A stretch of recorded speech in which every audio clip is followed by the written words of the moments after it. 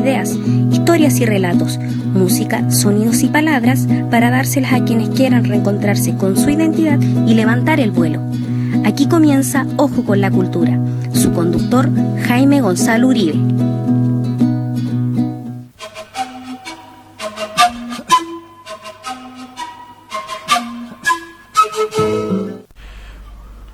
Hola, ¿cómo están todos ustedes? Un gusto de saludarles. Muy buenos días. Sábado 3 de junio de 2023. Ojo con la Cultura. Esta idea, este bello proyecto creado por nuestro amigo, el ingeniero comercial Jaime Gonzalo Uribe Hermosilla, a quien aprovechamos de saludar, como lo hacemos siempre cada sábado, desde los estudios de Polar Comunicaciones, radio, televisión e internet, y en las diversas aplicaciones también. Recordemos que Ojo con la Cultura, estamos aquí en vivo, hoy día sábado, pero mañana hay una retransmisión. Los días domingo, recuerde bien, domingo desde las 14:30 a 15:30 horas se retransmite este programa. Ojo con la Cultura. Primer sábado del mes de junio, se nos acerca el invierno. Invierno que todo indica que evidentemente no son los inviernos de antes. Estos inviernos que ya en el mes de junio, no hace mucho tiempo atrás, teníamos ya nieve, teníamos escarcha, no solamente en la ciudad, también en el campo, en el área rural de Magallanes. Hemos hablado, hemos escrito al respecto de lo que eran nuestros inviernos de antaño en Magallanes. Si bien tenemos un poquito de frío, la temperatura está bastante agradable, podemos decir que en la tarde va a haber a lo mejor algunas precipitaciones, en lo que indican algunos chubascos débiles, y una temperatura que se espera entre 5 o 6 grados centígrados. Hoy día estamos con un amigo que ya ha venido al estudio de Polar Comunicaciones en algunas ocasiones. Hemos hablado principalmente de lo que ha sido su trabajo, de lo que fue su trabajo como curador en el Museo Borgatello de Punta Arenas. Pero también hablamos de su libro Décimas Australes. Él es un escritor y en el programa anterior que vino para acá se presentó o nos dio a conocer junto con ese libro Décimas Australes esta singularidad de su trabajo literario que tiene que ver con la búsqueda de lo que es esta literatura rural. La pregunta que nos hacemos nosotros, ¿cuál es la literatura rural de Magallanes? ¿Existe la literatura rural? ¿Hay personajes, hay tipos humanos que podríamos determinar representan la ruralidad de la literatura en Magallanes? Porque cuando uno habla de escritores como Óscar Castro, por ejemplo, cuando uno habla de los escritores de la zona de Colchagua, de la zona del Maule, de la zona de Temuco al interior, estamos hablando de la zona de la precordillera, por ejemplo, estamos hablando de la zona del sur chileno, donde claramente encontramos nombres y un tipo de literatura que se diferencia claramente de lo que ocurre en el norte del país, en la zona puerto, en la zona urbana, en Santiago. Pensemos, por ejemplo, Óscar Castro, que era un escritor de Rancagua, este profesor, pero que cuando leímos sus poemas, sus novelas y sus cuentos, nos hablaba del campo. Cuando leemos también a Mariano Latorre, estamos hablando de este maestro del criollismo chileno, de Luis Durant. Estamos hablando de estos escritores que enfatizaron lo que es el campo, ¿no es cierto? A diferencia de un Baldomero Lillo con sus cuentos en la zona del carbón, o como podría ser un Nicomedes Guzmán, cuando hablamos de escritores de la zona urbana, de estas zonas de proletarias, en Santiago principalmente. Nicomedes Guzmán y sus conventillos, los llamados cités también de la gran capital, de Santiago. Y eran escritores contemporáneos los que acabamos de nombrar. Pero la pregunta es, ¿qué pasa cuando nos referimos a la Patagonia? ¿Podemos hablar de esta diferenciación? Y se nos vienen a la mente algunos escritores como no hace mucho, y habría estado de cumpleaños ayer precisamente, el querido amigo Juan Miranda Vargas, locutor de esta radio, que escribió este libro, lo publicó en el año 2016 con la editorial Municipal.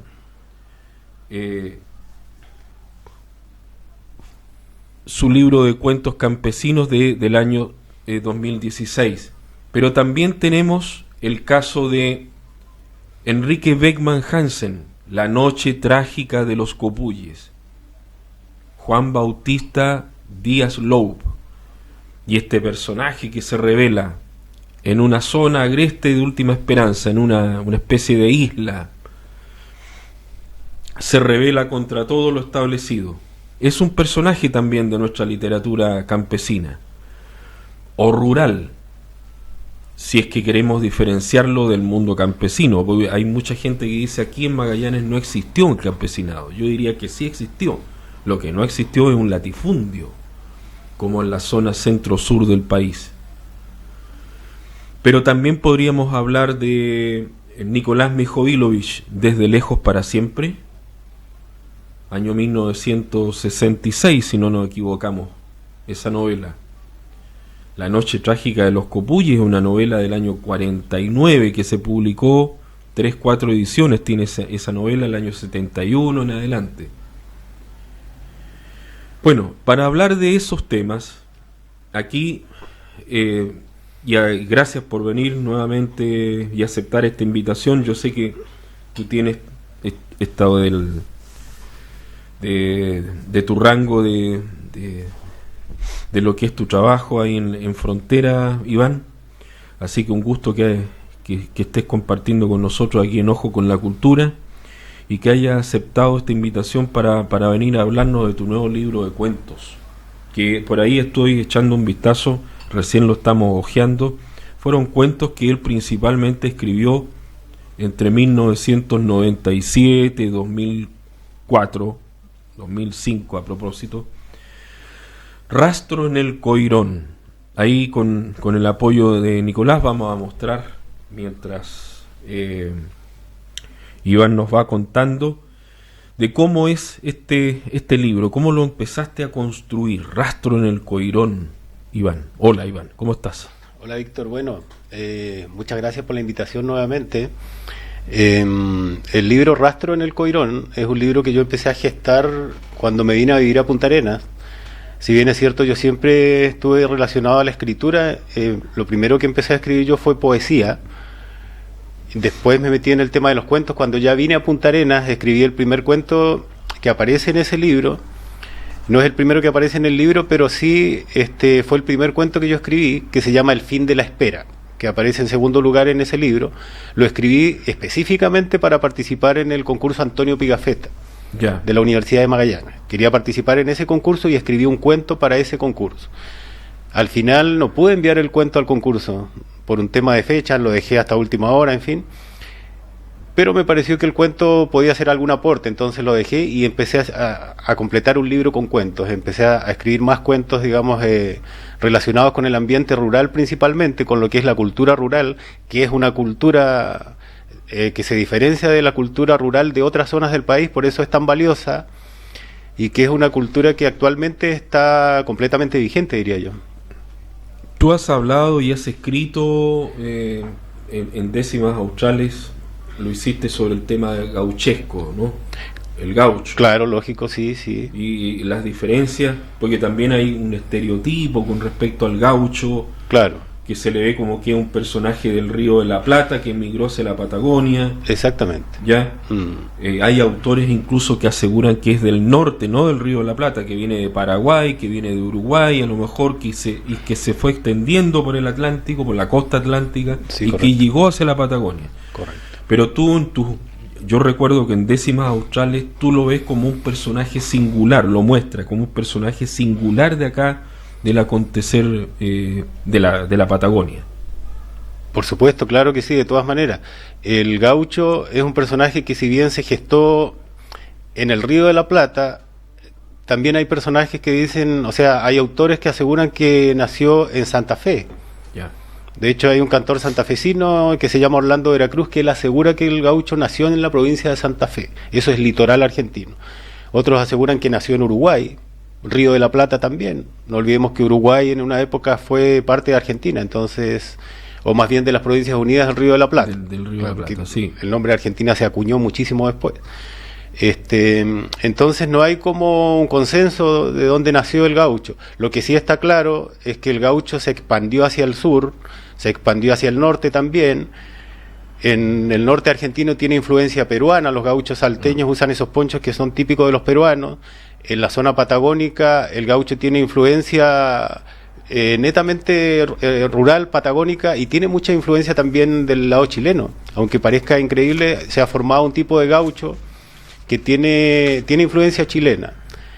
En la Patagonia Sur especialmente, no tanto en Aysén, el gaucho llegó directamente desde Argentina. De hecho, Florence Dixie en su libro, ya en 1879 fue eso más o menos que vino Florence Dixie, Sí. ella menciona que fue guiada por dos vaqueanos, y uno era un gaucho bonaerense que estaba trabajando de Sí, lo vaqueano, dice, sí. que estaba Sí. trabajando ya en esa época de vaqueano en Punta Arenas. Entonces el gaucho fue traído por los mismos argentinos a la Patagonia chilena. No así en Aysén, que en Aysén el gaucho lo llevaron los chilenos que trabajaron en Argentina, y ellos fueron los que llevaron el gaucho a Aysén. Bueno, Aysén es recién 1928, cuando Claro. el presidente Carlos Ibáñez del Campo lo convierte en provincia, Aysén, y viene la colonización, Exactamente. o el Estado chileno empieza a entrar ahí, Claro.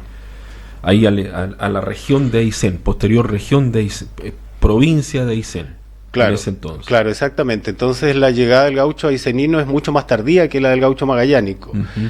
Porque, por ejemplo, lugares que se reconocen abiertamente gauchos por los folcloristas que hay, como el caso de Cochrane, fueron lugares que se fundaron recién en 1930. Entonces ya en Magallanes había gauchos ya en 1860, cuando se fundó la primera estancia, que fue la estancia San Gregorio, o sea, claro, la estancia San Gregorio. Ya había gente que trabajaba con la influencia gauchesca. No olvidemos que los colonizadores magallánicos fueron chilotes. Y el La chilote, gran mayoría. la mayoría, claro, y también inmigrantes de otros países.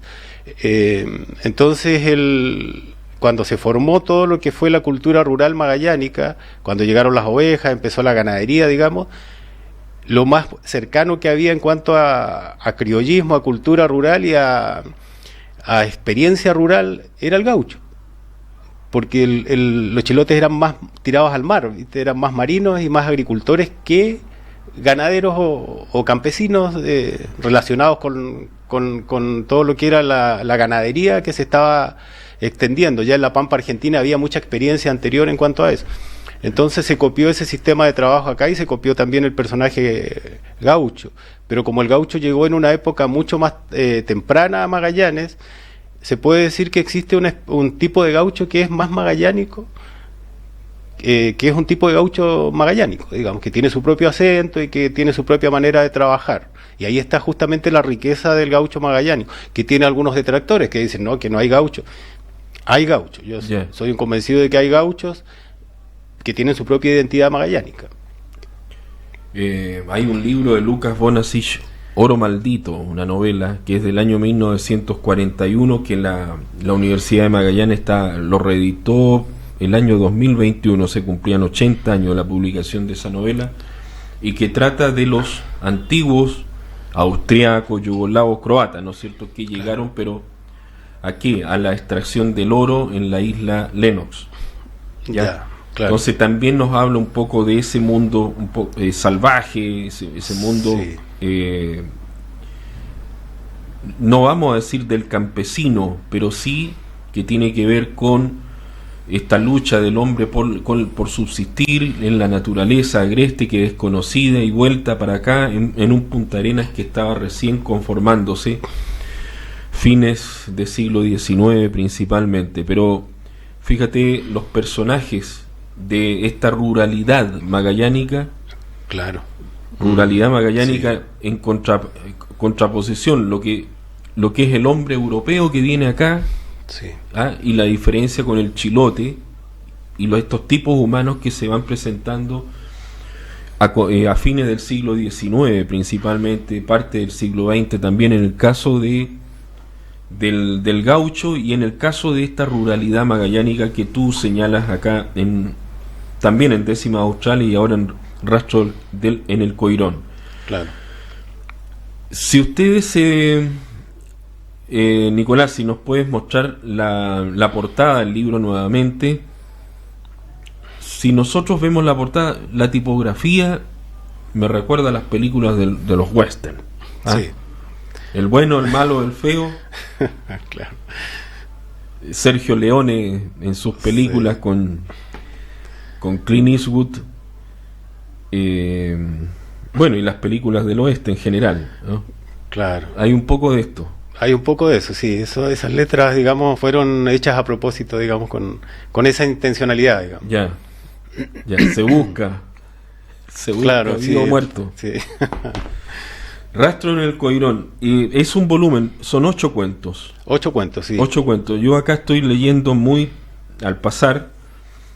Hay un cuento que se llama, hay un relato que se llama Cuentos de la Pampa, que lo incorporas acá, que tuvo la beca de creación literaria del Fondo del Libro de la Lectura el año 2004.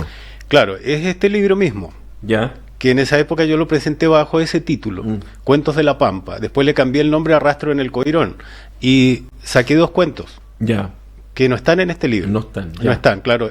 Originalmente el libro tenía 10 cuentos. 10, ya. Claro, y ese libro ganó la beca de creación literaria el año 2004. Ya.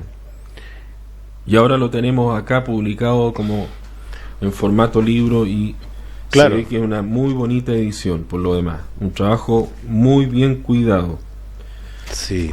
que tiene tu información con respecto a tu biografía, otras obras del autor y los distintos reconocimientos, que son muchos.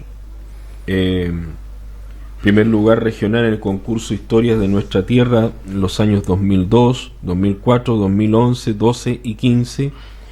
Mención honrosa nacional en concurso de cuentos Antonio Pigafetta del año 2006, organizado por la UMAC y la Sociedad de Escritores de Chile, filial Magallanes. Efectivamente, el concurso Antonio Pigafetta, que marcó una época. Sí, se extrañan ese tipo de certámenes. Se extraña. Sí. Creo que lo hemos dicho acá, habíamos conversado con la antigua administración de la Universidad de Magallanes, con su director Fajardo. Hemos reanudado esta conversación que quedó inconcluso a propósito del estallido social y después de la pandemia. Con el actual rector Maripani le dimos cuenta de lo que fue para nosotros, para los escritores, no solamente de Magallanes, porque ganaron en el concurso Antonio Pigafetta escritoras y escritores reconocidos a nivel nacional. En 1986 ganó Pía Barros en la primera edición del Pigafetta. En el 87 Reinaldo Marchant, que ya era un escritor importante en esa época y que gana acá y hoy día es un candidato al Premio Nacional de Literatura. Así que, como dice Iván, este es un concurso que se echa de menos. También la Sociedad de Escritores de Chile tomó nota de esto. Claro, sí, sin ir más lejos, en esa misma edición del concurso, Óscar Barrientos sacó también una mención honrosa. Mención honrosa. Claro. Ganó Nelson Torres, me parece. Me parece que sí, no recuerdo bien, sí. Nelson Torres ganó que fue la última edición del Pigafetta. Fue la última, exacto. Del 2006. Sí, fue la última. Primer lugar regional en concurso de microcuentos Cielo del Infinito el año 2011. Segundo lugar nacional en el 19º concurso literario Historia de Nuestra Tierra, categoría cuento, también del Ministerio de Agricultura de ese año 2011. Mención honrosa nacional en concurso Letras de Chile, género cuento el año 2014. Primer lugar nacional en concurso Historias de Nuestra Tierra, género poesía, año 2017. Bueno, después vamos a seguir contando y compartiéndole esta ya extensa biografía de Iván. Y ahora, con el apoyo del Nico en los mandos técnicos, una nueva cápsula audiovisual, un nuevo descubrimiento de Moisés Quelín, para presentarnos lo que hace una querida amiga escritora y también artista, para que ustedes compartan con nosotros este momento.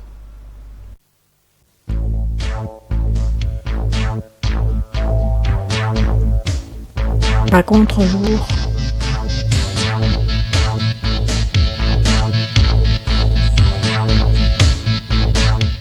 Mi nombre es Olga Cárdenas Kraut.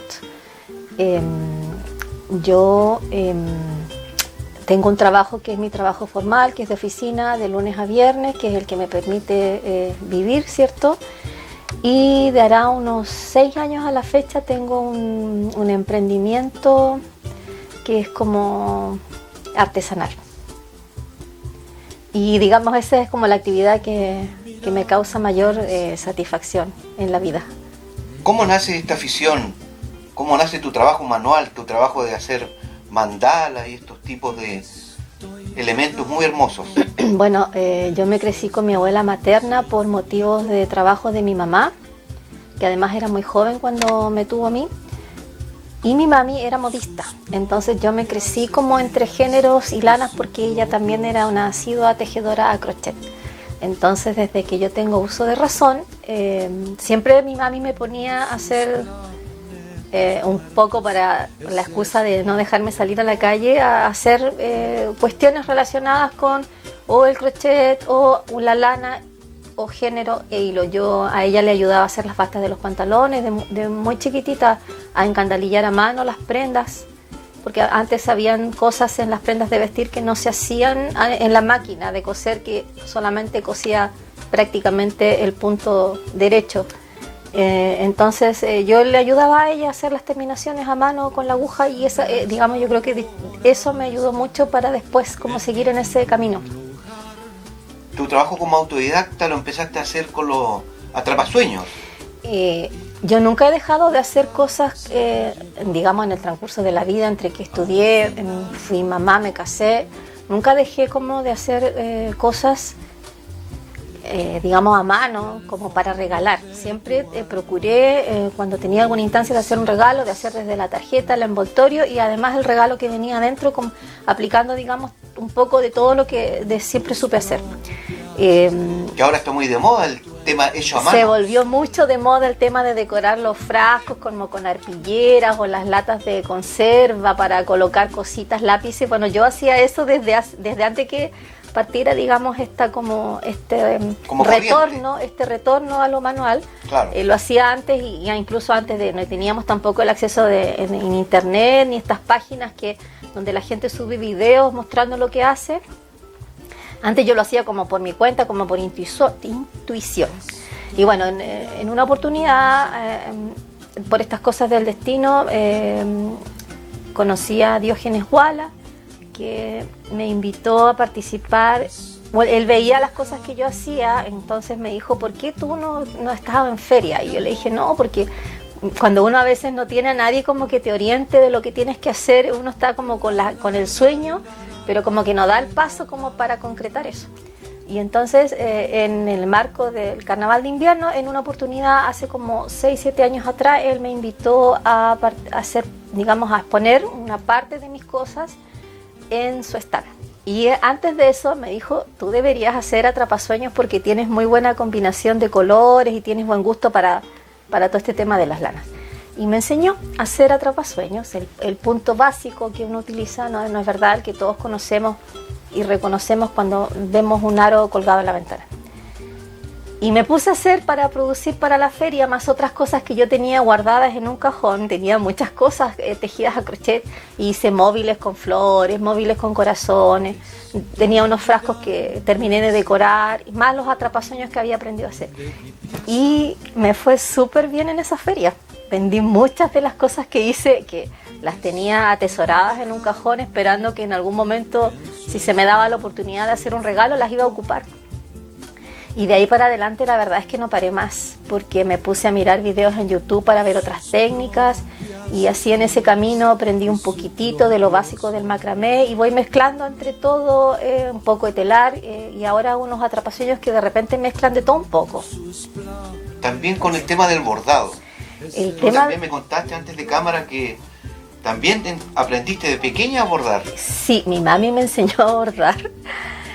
Como para que le ayudara a ella como a hacer el relleno de los cojines, que antiguamente se usaba esta cosa como el poner las iniciales como en las toallas o en los almohadas, qué sé yo, en la funda de las almohadas de los dormitorios. Y a mí me daba una lata tremenda cuando esa mujer me enseñó a bordar, y tenía así como un odio porque sentía que me demoraba un montón y no terminaba nunca. Y mi amiga Caroline Pavés, en el marco del Festival de Cine, igual hará unos no sé si 3 o 4 años atrás, organizó un taller en el que fue en el Teatro Municipal de bordado. Y yo fui. Y ocurre que la profe fue tan dulce, la Isabel Margarita, que de alguna forma algo se encendió en mí, y también estuve en ese taller, y la verdad es que no paré más de bordar. Eso. ¿Qué motivos haces en tu trabajo? Estoy usando el bordado para el activismo, en verdad, más que cualquier otra cosa. Yo tengo bordados, por ejemplo, de mujeres que han sido víctimas de femicidio. Tengo bordado en contra de las luchas que yo creo, como, no sé, una vez bordé el rostro de la Machi cuando estaba presa, la Machi Francisco Linconao, y tengo un bordado en contra de la salmonera, y así de a poquitito cada bordado me permite ir aprendiendo también, porque de repente igual cuando tengo tiempo veo uno que otro video, aprendo puntos nuevos, nuevas técnicas. Y así de a poquitito mis bordados, de ser muy muy rústicos y básicos, han ido con el pasar del tiempo, digamos, a estar un poco, digamos, un poco mejor. Te agradezco esta entrevista, muchas gracias. Bueno, gracias a ti, Moisés.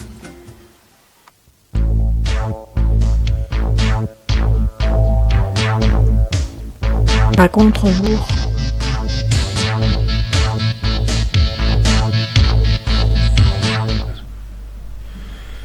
Ahí estábamos con esta nueva cápsula que nos ofrecía Moisés Quelín junto con la artista Olga Cárdenas Krauts. Vamos a ir a un breve alto, un breve corte, y a la vuelta retornamos junto con Iván Rogel y su nuevo libro Rastro en el Coirón. Ya volvemos.